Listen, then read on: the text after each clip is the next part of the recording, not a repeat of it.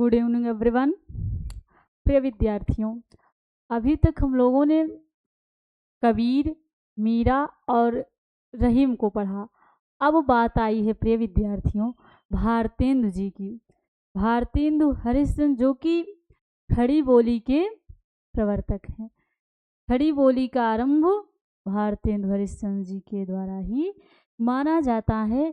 तो आज उन्हीं की बहुत ही फेमस रचना आई है प्रेम माधुरी, जिसके बारे में हम लोग पढ़ने जा रहे हैं। तो प्रेम माधुरी जानने से पहले हम लोग थोड़ा सा इसके विषय में जानेंगे। ये क्या है, कैसे है, किस वजह से ये लिखी गई, इसका प्रसंग क्या है। तो प्रिय विद्यार्थियों, भारतेंदु जी ने, भारतेंदु युग के भारतेंदु क्या है, लेखक और कवि हैं। भारतेंदु जी ने प्रेम माधुरी में उस समय का वर्णन किया प्रिय विद्यार्थियों, जैसे जब भगवान श्री कृष्ण ब्रजभूमि को छोड़कर मथुरा चले गए होते हैं। उस अवस्था में ब्रज की जो गोपियां होती हैं उनके प्रति प्रेम अनुराग रखती थी और श्री कृष्ण की विरह योग में पागल सी हो गई होती हैं। तो इस कंडीशन में भारतेंदु जी ने उन्हीं की विरह दशा का वर्णन करते हुए इस रचना को लिखा। तो जो प्रेम माधुरी का पहला काव्यांश, पहला छंद है प्रिय विद्यार्थियों, वो कवित्य मनहर है। क्या है? कवित्य मनहरण।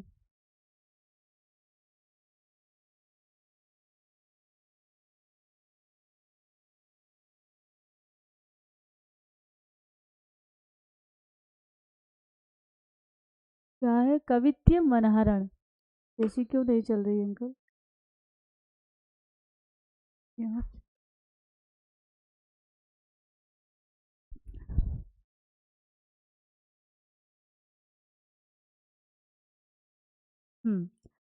तो पहला जो छंद है प्रेम माधुरी में प्रिय विद्यार्थियों, वो किस छंद में है? कवित्य मनहरण, जिसके लक्षण के आधार पे हम इस कवित्य को पढ़ेंगे। तो चलिए विलंब ना करते हुए प्रिय विद्यार्थियों हम क्लास को स्टार्ट करते हैं।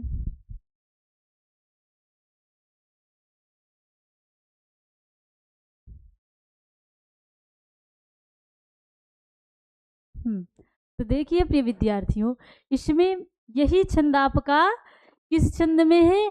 कवित्य मनहरण छंद में है, जिसका लक्षण इस प्रकार है। उसी लक्षण के आधार पर प्रिय विद्यार्थियों हम इस काव्यांश को पढ़ेंगे।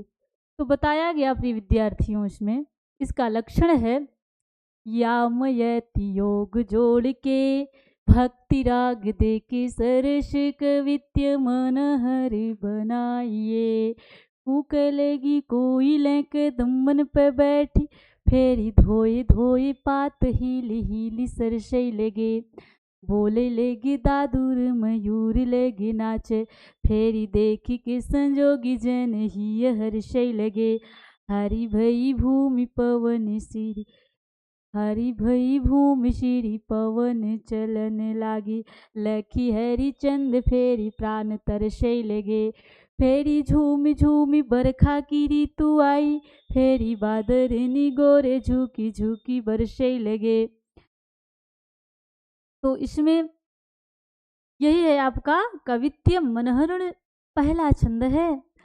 तो इस छंद में प्रिय विद्यार्थियों इसका प्रसंग है, वर्षा ऋतु का आगमन हो चुका होता है और कदम्ब के वृक्ष पर कोयले मधुर स्वर में गूंजने लगी होती हैं, मेढकों की आवाजें आने लगी होती हैं। वही भारतेंदु जी वर्षा ऋतु का वर्णन करते हुए लिख रहे हैं, कूके लगी कोयलें कदम्बन पे बैठी, फेरी धोए धोए पात हीली हीली सरसई लगे।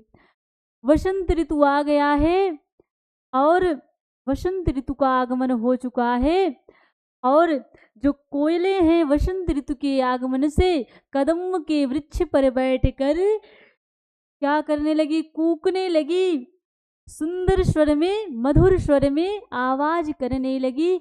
कोयल की आवाज अत्यंत मधुर होती है, ये तो सभी जानते हैं। तो कोयले क्या करी, वृक्ष पर बैठकर, किस प्रकार के वृक्ष पर, कदम्ब के वृक्ष पर बैठकर मधुर स्वर में गूंजने लगी हैं। और क्या है, धोए धोए पात हील हील सरसे लगे, बोले लगे। और जो नवीन पत्ते हैं वो धुल धुल कर हर्षे लगे, धोए धोए पात हील हील सरसने लगे, रमणीय लगने लगे, ऐसा बताया गया। और जो पत्ते हैं वो क्या हुए, धुल धुल कर, जब पानी बरसता है तो पत्तों पर थोड़ा सा पड़ जाता है तो उससे वो अच्छे लगने लगते हैं। फिर बताया, बोले लगे दादू रे मयूर लगे नाचे। और मेढक क्या होते हैं, वो बोलने लगते हैं, टर टर की आवाज कर रहे होते हैं। और मोर जो होते हैं वे नृत्य करते हैं। मोर क्या करते हैं, नृत्य करते हैं। देख के संजोगी जन ही हर्षे लगे। और जो संजोगी का हृदय होता है, संजोगियां जो होती हैं, विरहिणी जो होती हैं, ऐसा दृश्य देखकर उनका हृदय, जन लोगों का हृदय, संजोगी जन का हृदय हर्षने लगता है, प्रफुल्लित होने लगता है, आनंदित होने लगता है।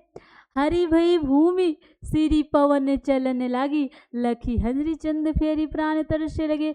और ये भूमि क्या है, भूमि पर हरियाली आ जाती है वर्षा ऋतु के आने पर। इस भूमि पर हरियाली आ चुकी है। और पवन, पवन जो है वायु मंद मंद चलने लगी है, मंद मंद वायु चलने लगी और भूमि पर हरियाली आ चुकी है। ऐसा भारतेंदु जी लिख रहे हैं। फिर कह रहे हैं, लख हरिचंद फेरी प्राण तरसने लगे। भारतेंदु जी लिख रहे हैं कि ऐसा दृश्य देखकर प्राण तरसने लगे, प्राणों में एक उत्कृष्ट आनंद उत्पन्न होने लगा। फिर झूम झूम बरखा की ऋतु आई, फेरी बादल निगोरे झुकी झुकी वर्ष। और बरखा ऋतु के आगमन पर, उसके बाद बरखा ऋतु का आगमन होता है। और उसके बाद बादल, जो अभागे बादल होते हैं वो झुक झुक कर वर्षा करने लगते हैं। अभागे बादल झुक झुक कर वर्षा करने लगे। वसंत ऋतु का आगमन हो चुका है। कोयले कदम्ब के वृक्ष पर बैठकर मधुर स्वर में गुंजन कर रही हैं। और धोए धोए पात हिल हिल और पत्ते धुल धुल कर, धुल हिल डुल कर सुंदर लगने लगे, शोभायमान होने लगे। बोले लगे दादुर मयूर लगे नाचे। और मेढक क्या होता है, टर टर की आवाज करने लगे, बोलने लगे। और मोर क्या होते हैं, वो नृत्य करने लगे। देख के संजोगी जन ही हर्षे लगे। ऐसा दृश्य देखकर संजोगी जन का हृदय क्या हुआ, हर्षने लगा, आनंदित होने लगा। हरि भई भूमि सिरी पवन चलन लागी।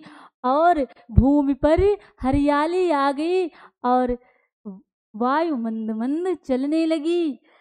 फेरी लखी हरिचंद्र फेरी प्राण तरस। और प्राण में, हृदय में, ऐसा हरिश्चंद्र जी लिखते हैं, देखकर एक नई उत्कृष्ट चेतना उत्पन्न होती है, आनंद उत्पन्न होता है। फिर कह रहे हैं, फेरी झूम झूमी बरखा की ऋतु आई, फेरी बादल निगोरे झुके झुके। और इतने झूम झूम कर आनंदित करती हुई क्या हुआ, बरखा की ऋतु आई।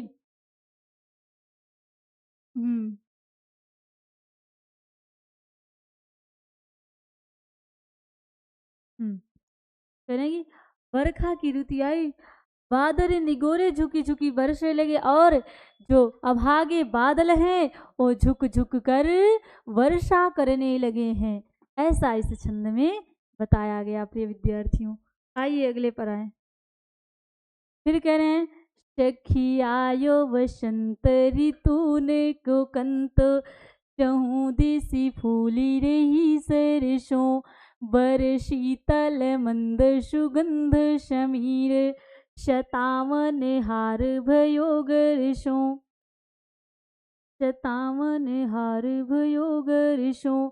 अब सुंदर श्यावर नंद किशोर, कहे हरिचंद गयो घरषों, परसों को बिताई दियो बरसों, तरसों कब पाय पिया परसों। जो जब भगवान श्री कृष्ण मथुरा चले जाते हैं तब उन्होंने गोपियों से वादा किया था कि भगवान श्री कृष्ण मथुरा जाने से पहले गोपियों से वादा किया था कि मैं शीघ्र ही वापस आऊँगा, लेकिन बहुत समय बीत जाता है, भगवान के दर्शन नहीं होते, भगवान वापस नहीं आते। तो वही गोपियाँ आपस में बात करते हुए कहती हैं श्री कृष्ण, हाँ उसी समय श्री कृष्ण ने, तो गोपियाँ वही आपस में बात करते हुए एक सखी दूसरी से कहती है, सखी आयो वसंत ऋतून को कंत, चहु दिसि फूली रही सरसों, बर शीतल मंद सुगंध शमीर, शतावन हार भयो गर्षों। भारतेंदु जी लिख रहे हैं कि एक सखी दूसरे सखी से कहती है, हे सखी वसंत ऋतुओं का राजा वसंत आ चुका है और चारों तरफ हरियाली सरसों फूल रही है, पर शीतल मंद सुगंध शमीर, शतावन हार भयो गर्षों। और सुंदर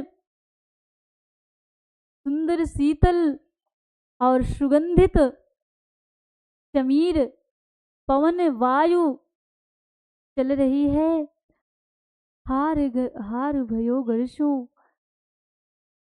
अब सुंदर श्यावरु नंद किशोर, कहे हरिचंद गयो घरषों। आपस में एक सखी दूसरी सखी से कहती है, हे सखी अब तो सुंदर श्यामले रंग वाले नंद के पुत्र नंद किशोर नंद के पुत्र श्री कृष्ण घर से चले गए हैं, परसों को बिताई दियो बरसों, तरसों कब का पाय पिया परसों। एक सखी दूसरे सखी से कहती है, हे सखी प्रियतम श्री कृष्ण ने तो कहा था कि हम परसों को आएंगे, उन्होंने परसों को तो वर्षों में बिता दिया, अर्थात कई वर्ष हो गए लेकिन प्रियतम नहीं आए। ऐसी बातें योगिनी ब्रजबालाएं कर रही हैं आपस में। अगला छंद में कह रहे हैं, नेक्स्ट छंद है, जिय पे जो हो अधिकार तो विचार कीजिए। हाँ एक बार इसको हम फिर से देख लेते हैं, अभी हमने इसकी व्याख्या वैसे ही बताया था। सखी आयो वसंत ऋतून को कंत, चहु दिसि फूली रही सरसों, बर शीतल मंद सुगंध शमीर, शतावन हार भयो। एक सखी दूसरी सखी से कह रही, हे सखी ऋतुओं का राजा वसंत आ गया है, आ चुका है और चारों तरफ सरसों खिल गई, सरसों के फूल खिल गए हैं, पुष्प खिल गए हैं। बर शीतल मंद सुगंध शमीर, शतावन हार भयो गर्षों। पर शीतल और सुगंधित शमीर पवन भी चल रही है और शतावन हार भयो गर्षों। एक कोई मोती की माला विवाह के समय जब पहनाया जाता है, कोई हार क्या कहते, हाँ हार ही होता है, तो वही शतावन हार भयो गर्षों वो भगवान श्री कृष्ण को क्या मानती हैं, एक बंधन के रूप में जब हार पहनाते हैं ना शादी विवाह में, तो वही उनको याद आ जाता है भगवान श्री कृष्ण के मथुरा जाने पर। शतावन हार भयो गर्षों, वो तो शतावने हार के समान हो गए हैं, कौन, प्रियतम श्री कृष्ण। अब सुंदर श्यावरु नंद किशोर, कहे हरिचंद गयो घरषों। हरिश्चंद्र जी कह रहे हैं, गोपियां कह रहे हैं कि वो सुंदर श्यामले नंद के पुत्र श्री कृष्ण जी तो घर से चले गए, परसों को बिताई दियो बरसों, तरसों कब पाए पिया परसों। हे सखी प्रियतम ने तो कहा था परसों आ जाऊंगा, जल्द ही वापस आ जाऊंगा, लेकिन उन्होंने क्या किया, परसों को बरसों में बिता दिया। ऐसी बातें गोपियाँ कह रही हैं, उन्हें अत्यंत दुख है प्रियतम श्री कृष्ण के जाने से। चलिए अगले में आते हैं। अगला कह रही हैं, वो अत्यंत दुखी हैं, वियोग से ग्रसित हैं। जिय पजु होई अधिकार तो विचार कीजे, लोक लाज भल बुरो भल निर्धारिये। नैन श्रवण कर पग शब पर बश भय, उते चली जात इन्हें कैसे के संहारिये। हरिचंद भई सब भांति सो पराई हम, इन्हें ज्ञान कही कहो कैसे के निवारिये। मन मेरा है जो ताहि दीजिए विसारी, मन आप बसे जामे ताहि कैसे के विसारिये। फिर गोपियाँ कह रही हैं, जी पर अगर हृदय पर किसी भी प्रकार का अपना अधिकार है तो जरा सोचिए, जरा विचार कीजिए। लोक लाज भलो बुरो भले निर्धारिये।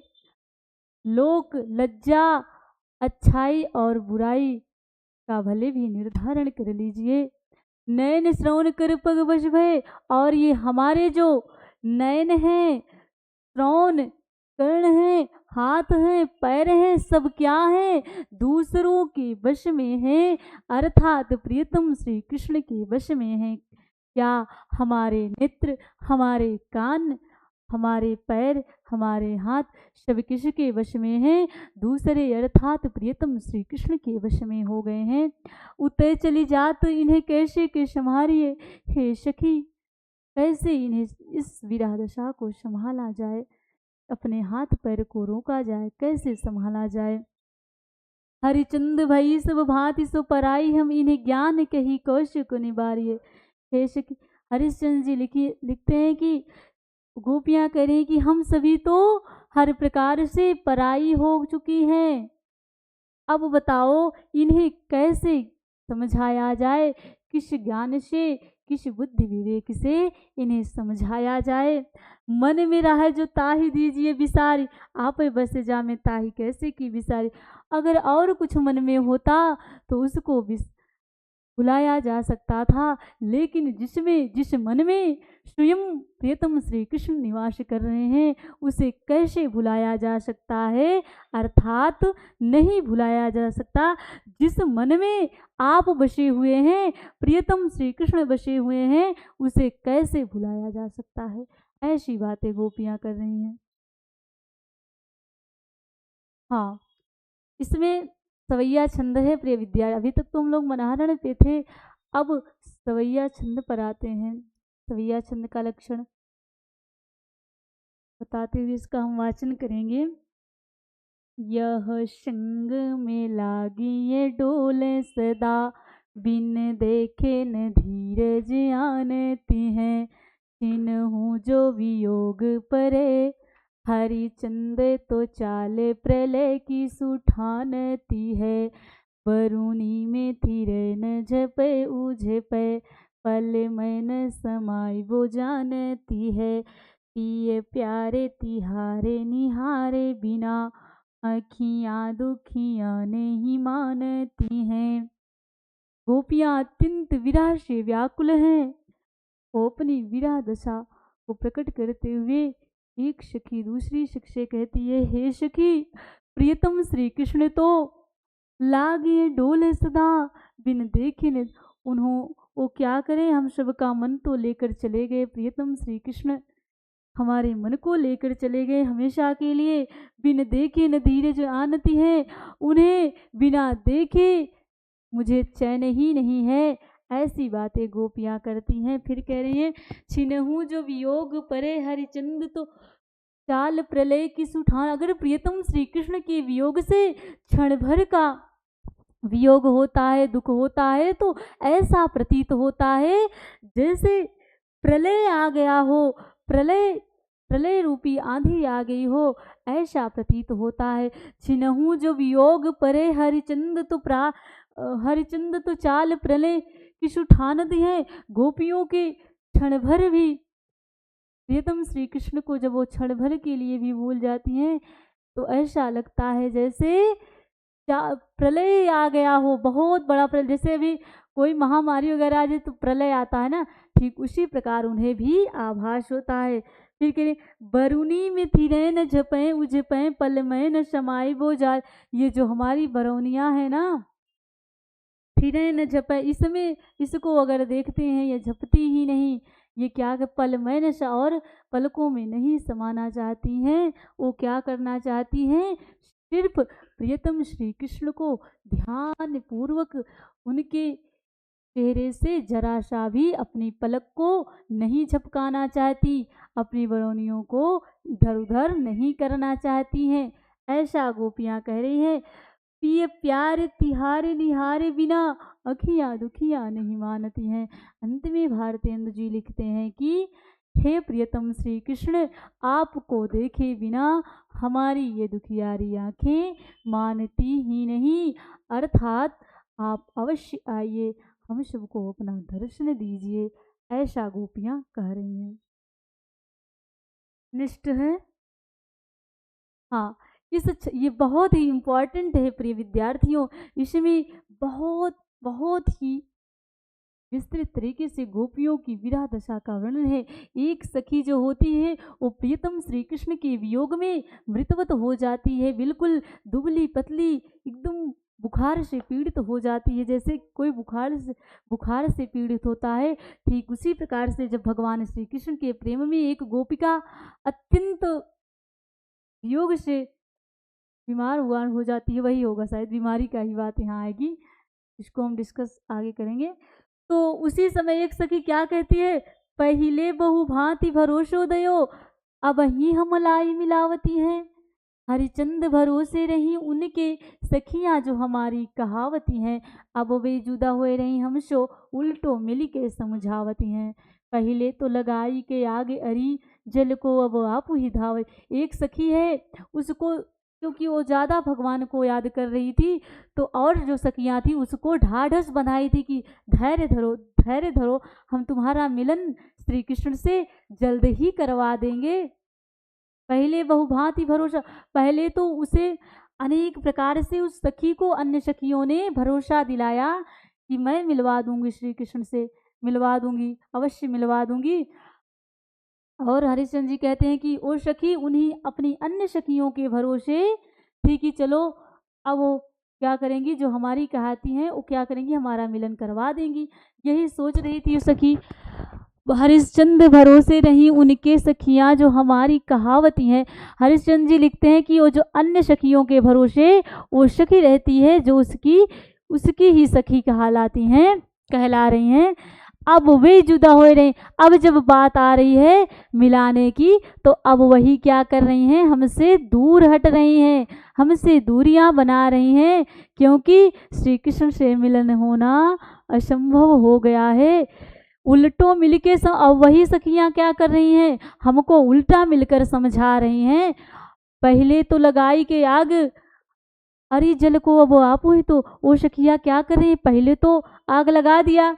मतलब यहाँ उसके कहने का आशय है कि पहले तो मुझे बोल दी कि हाँ तुम्हारा मिलन हम प्रियतम श्री कृष्ण से करवा देंगे।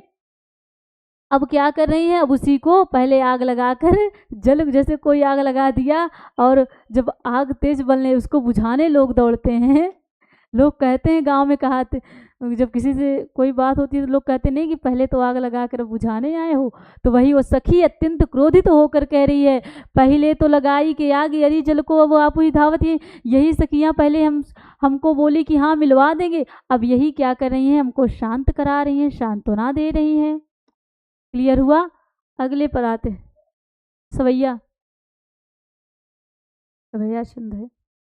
हाँ बहुत बहुत, इसमें गोपियाँ क्या करती हैं, उद्धव जी को फटकारती हैं। बहुत ही रमणीय ये है आपका। इसमें गोपियाँ क्या करती हैं, वो उद्धव जी को फटकारते हुए कहती हैं, क्या कहती हैं, उधो जुशुधो गहो वह मार्ग ज्ञान की तेरे जहाँ गुदरी है, को नहीं सिख मनी है यहाँ एक श्याम की प्रीति प्रतीति खरी है। ऊधो जुशुधो गहो वह मार्ग ज्ञान की तेरे जहाँ गुदरी है, को नहीं सिख मनी है यहाँ एक श्याम की प्रीति प्रतीति खरी है। हाँ, तो क्या हुआ, ये जो उद्धव जी थे ये भगवान श्री कृष्ण के मित्र थे, सखा थे। ये सोचे कि मैं जाऊं गोपियों को भगवान श्री कृष्ण से अलग कर दूं, गोपियों भगवान की निंदा करके निर्गुण निराकार ब्रह्म को बताकर उनका ध्यान, उनका प्रेम श्री कृष्ण से हटा दूं। तो वही गोपियां उद्धव जी को फटकारते हुए कह रही हैं, उद्धव जुसूधो गहोवा मार्ग, हे उद्धव गहोवा, हे उद्धव सीधा रास्ता पकड़ लो, हे उद्धव तुम उस मार्ग को जाओ। किस मार्ग को? किस मार्ग को जाओ? हे उद्धव तुम उस मार्ग को जाओ। किस मार्ग को? जहां तुम्हारे ज्ञान रूपी बातों को लोग मानने वाले हैं। उद्धव तुम क्या करो, उसी मार्ग को पकड़ो। ऐसी बातें गोपियां उद्धव जी को फटकारते हुए बोलती हैं। फिर कह रहे हैं, को नहीं सिख मनी है यहाँ, एक श्याम की प्रीति प्रतीति खरी है। फिर गोपियां कह रही हैं कि हे उद्धव सुनो, तुम्हारी बात को यहाँ कोई नहीं मानेगा। गोपियां फिर उद्धव से कह रही है, उद्धव जरा सुनो, तुम यहाँ आओ, तुम्हारी बात को यहाँ कोई मानने वाला नहीं है, क्योंकि जानते हो अगर एक सखी होती तो तुम उसको समझा सकते हो, लेकिन यहाँ पर झुंड का झुंड ही श्री कृष्ण के सभी जितनी भी सखियां हैं हम सब श्री कृष्ण की ही उपासिका हैं, प्रेमिका हैं। यहाँ तुम्हारी बात को कोई नहीं मानेगा। फिर कह रहे हैं, ये ब्रज बाला सबई एक सी, हरिचंद जो मंडली ही बिगड़ी है। सखी गोपियां उद्धव जी को चढ़ाते हुए खिंचवाते हुए कह रहे हैं कि हे उद्धव सुनो, ये ब्रजबाला सभी, ये सभी ब्रजबालाएं एक समान हैं, एक जैसी हैं। हरिचंद जो मंडली ही बिगड़ी है। हे उद्धव हरिश्चंद्र ये मंडली ही क्या है, सब आपकी तो यहाँ कुछ चलेगी नहीं। सभी मंडली एक है, एक ही को मान रही है, प्रियतम श्री कृष्ण को ही। तुम्हारी यहाँ कुछ नहीं चलेगी। एक जो हो ये तो ज्ञान सिखाइए, कूप ही में यहाँ भांग पड़ी है। हे उद्धव कोई अगर एक होता तो तुम क्या करते, अपना ज्ञान बतलाते, उसे ज्ञान सिखाते। लेकिन यहाँ जैसे कुएं में भांग परी होती है, ठीक उसी प्रकार श्री कृष्ण के प्रेम में संलग्न सभी गोपियां हैं। ऐसी बातें उद्धव जी कर रहे हैं, बहुत इंपॉर्टेंट है, इसलिए एक बार फिर से इसका डिस्कशन हम करेंगे। मत्तिगेंद्र सवैया केवल पहले में छोड़कर, नहीं तो शम्य ही है, क्योंकि उसमें कवित्व मनहरण है। देखिए, उद्धव जो सुधो गहो, हे उद्धव, गोपियां उद्धव जी को फटकारते हुए कह रहे हैं, हे उद्धव तुम सीधा रास्ता पकड़ो। कौन सा रास्ता? गहो मार्ग, तुम सीधे उसी मार्ग को पकड़ लो। कौन सा मार्ग? जहां पर तुम्हारे ज्ञान को मानने वाले हैं। को नहीं सिखमनी है, यहाँ पर तुम्हारे ज्ञान को कोई नहीं मानेगा। एक श्याम ही की प्रीति प्रतीति खरी है। हे उद्धव यहाँ पर से केवल श्री कृष्ण के प्रेम में ही सब डूबे हुए हैं। यहाँ पर केवल श्री कृष्ण का प्रेम ही सब कुछ है, तुम्हारे ज्ञान की को कोई नहीं मानने वाला है। ये ब्रजबाला सभी एक श्री हरिचंद जो मंडली ही बिगड़ी है। ये ब्रजबालाएं सभी एक समान है, यहाँ तो श्री कृष्ण के प्रेम रूपी मंडली ही झुंड ही है। एक जो हो ये तो ज्ञान सिखाइए। हे उद्धव अगर एक सखी होती तो तुम उसे अपना ज्ञान देकर सिखा देते, लेकिन बात क्या है, यहाँ पर कूप ही में भांग पड़ी है। जैसे कुएं में भांग पड़ी होती है, ठीक उसी प्रकार श्री कृष्ण के प्रेम रूपी भांग में हम लोग संलग्न हैं, ऐसा बता रही हैं गोपियां। समझ में आया, पल्ले पड़ा? अब देखो गोपियों की अत्यंत विरह दुख दशा का वर्णन हुआ है। बहुत ज़्यादा ही गोपियां दुखी है। किस लिए दुखी हैं? भगवान श्री कृष्ण के